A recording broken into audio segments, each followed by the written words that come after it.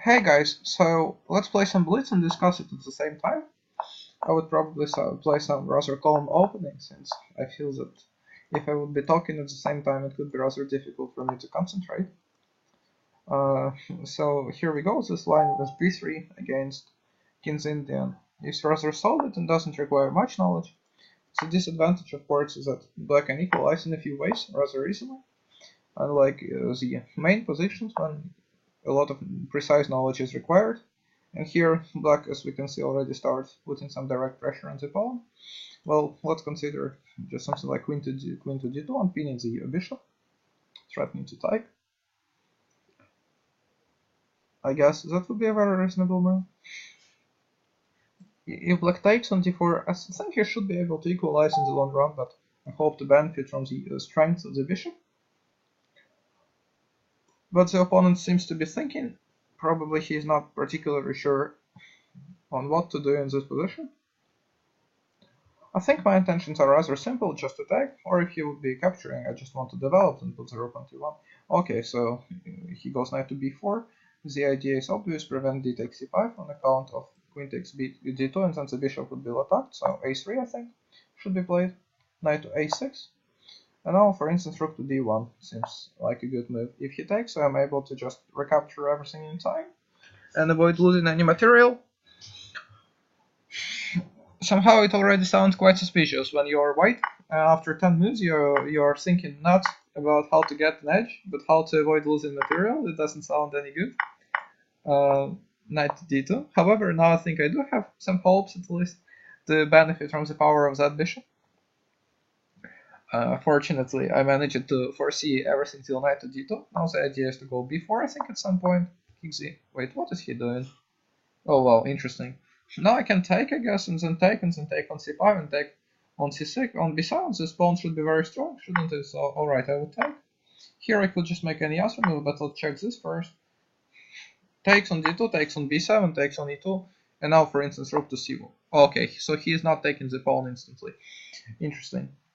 I would go, perhaps, c6, bishop to d5, rook to d1, he would take. I would take, and go rook to d7, trying to get something from this position. Alright, so yeah, seems of course kind of drawish. Rook e7. Well, let's just play this one. Obviously it should be a draw, but I would try to pull some problems, at least some minimal problems if possible. The idea being that I can try to advance my pawns, whereas he is not really going anywhere. He can play a2 of course, but then just f3 for instance, yeah. And the rook can barely move, so here I would go f3. Probably then g4, probably e5, and try to get some push. King e5, king f6 might be another idea. Of course, I'm kinda exaggerating and black shouldn't have any problems here, but I would try to create them. g4, the idea is to go h5.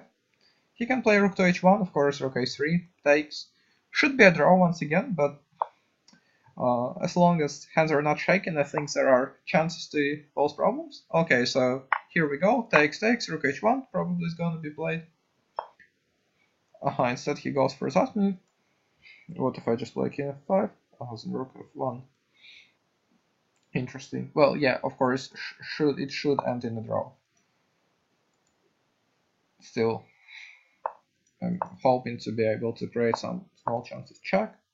Now take on a2. Takes, king e4. Then rook h3. Yeah, actually, I also need to be somewhat careful. And of course, yeah, it's barely possible to pose problems in this position. King f5. Yeah, what can I do? Just seems to be a draw. Okay, maybe we can try the last chance. Let's rather not. King f6 would fall into the lovely move. Rook to f3 when it's just a mate. But I think we have the last interesting try, e6. Now he takes on h5, I hope to go king f6 and threaten not only to take the pawn but also to give a mate, which might be somewhat annoying. And instead if he takes after king to g6, I hope that he would need to demonstrate a bit more accuracy. King to g6. Yes, that's happening. King f6 I think would have been even better, threatening mate. Alright, now rook e2 seems to be the move. threatening to take rook takes e5, thinks his pawn would be lost anyways. And while, of course, I have no doubts that it should be a very fast and easy draw, I would still try to do something. Okay, so yeah, now it's a very obvious draw. I cannot pose any problems whatsoever, but it is blitz, so even though it doesn't sound that attractive, I would just try to flag him. Well, sorry, but you needed to play a bit faster. King to g5, king to 4, king to 3, okay. He just didn't leave himself any time at all. Rook back. Okay. I'm sorry for flagging my opponent in such a way. Obviously, it wasn't the best thing to do.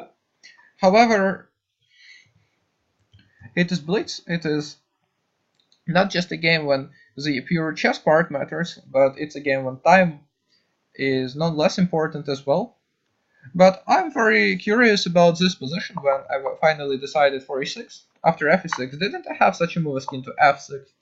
The idea being that if he goes king e8, I can still try maybe to do something like to take here, threatening mate, let's say king e8, takes, if king d8, well, it seems to be a bit too far, let's say rook a5, and the idea is just to return. Of course, black should be in time, I don't have any doubts, but my task was just to make his life as complicated as possible, especially in the blitz game.